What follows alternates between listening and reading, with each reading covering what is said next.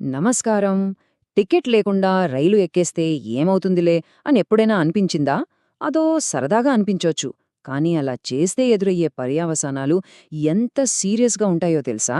ఈరోజు మనం రైల్వే చట్టం 1989లోని సెక్షన్ 137 గురించి పూర్తిగా తెలుసుకుందాం.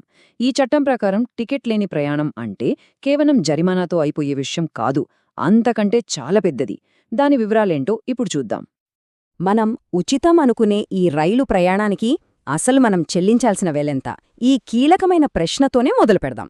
ఎందుకంటే ఆ ఫ్రీ రైడ్ వెనకాల దాగి ఉన్న ఖర్చు ఒక్కోసారి టికెట్ ధర కంటే 100 రెట్లు ఎక్కువుండొచ్చు. ఈరోజు మనం ఏం చూడబోతున్నామంటే, ముందుగా సెక్షన్ 137 అంటే ఏంటో చూద్దాం. తర్వాత అసలు మోసపూరిత ప్రయాణం కిందకు ఏం వస్తాయో తెలుసుకుందాం. ఆ తర్వాత చట్టపరమైన శిక్షలు, అదనపు జరిమానాలు, ఒకవేళ అవి కట్టకపోతే ఏం జరుగుతుంది, చివరగా అసలు ఈ చట్టం ఉద్దేశమేంటో కూడా చూద్దాం. సరే, అయితే ఇక మొదలు పెడదామా? అసలు ఈ సెక్షన్ 137 ఏంటి? చట్టం దీన్ని అధికారికంగా ఎలా చెబుతోందో చూద్దాం. చూశారు కదా, చట్టం చాలా క్లియర్గా ఉంది. ఇక్కడ మనం గమనించాల్సిన అతి ముఖ్యమైన పదం మోసపూరితంగా. అంటే పొరపాటున టికెట్ మర్చిపోవడం వేరు, కావాలనే డబ్బులు ఎగ్గొట్టాలని రైలెక్కడం వేరన్నమాట. చట్టం చూసేది ఆ ఉద్దేశ్యాన్నే. మరి వేటిని మోసపూరిత ప్రయాణమంటారు? ఏ పనులు చేస్తే ఈ చట్టం కిందుకు వస్తాయో ఇప్పుడు వివరంగా చూద్దాం. చూడండి, మోసపూరిత ప్రయాణమంటే చాలామంది అనుకున్నట్టు కేవలం టికెట్ లేకుండా ఎక్కడం మాత్రమే కాదు. మోసం చేయాలనే ఉద్దేశంతో బోగీలో ఉండటం, ఒకసారి వాడేసిన టికెటు లేదా పాస్తో మళ్లీ ప్రయాణించటం, లేదా నిబంధనలకు విరుద్ధంగా జర్నీ చేయడం, ఇవన్నీ కూడా ఈ నేరం కిందకే వస్తాయి. సరే, ఇదంతా బానే ఉంది. కానీ ఒకవేళ దొరికిపోతే ఏంటి సంగతి? శిక్షలెలా ఉంటాయి? ఇప్పుడు అసలు విషయానికి వద్దాం. ఇక్కడే ఉంది అసలు విషయం. కోర్టుకి పూర్తి స్వేచ్ఛ ఉంటుంది. చేసిన తప్పుని బట్టి 6 నెలల దాకా జైలుకి పంపొచ్చు, లేదా 1000 రూపాయల వరకు ఫైన్ వేయొచ్చు. కొన్నిసార్లు తప్పు మరీ పెద్దది అనుకుంటే ఈ రెండూ కలిపి కూడా విధించొచ్చు. ఇందులో ఇంకో విషయం కూడా ఉంది. ఈ చట్టం ప్రకారం ఒక మినిమం ఫైన్ కూడా ఫిక్స్ చేశారు.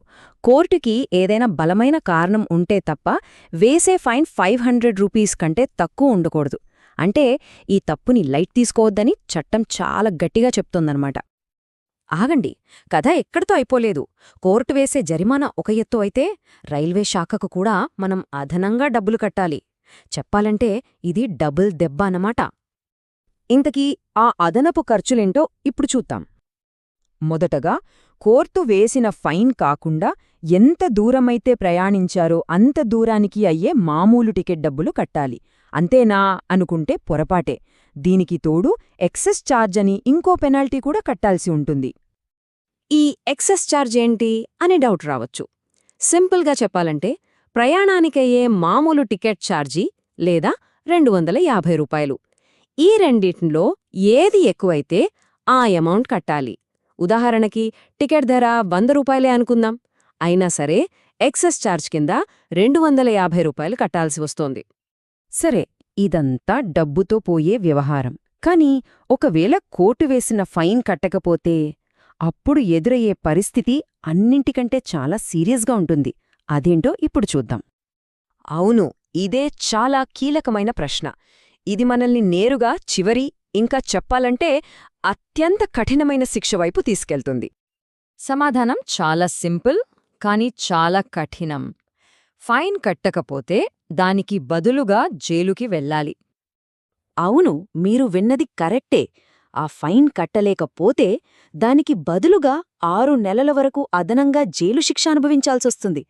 ఆలోచించండి, ఒక చిన్న పొరపాటు ఎంత పెద్ద శిక్షకు దారితీస్తుందో. దీన్ని బట్టే అర్థం చేసుకోవచ్చు ఈ చట్టం ఎంత స్ట్రిక్ట్గా ఉందో. ఇంతకీ ఇంత కఠినంగా ఈ చట్టం ఎందుకు పెట్టారు? దీని వెనుక ఉన్న అసలు కారణమేంటో ఇప్పుడు చూద్దాం.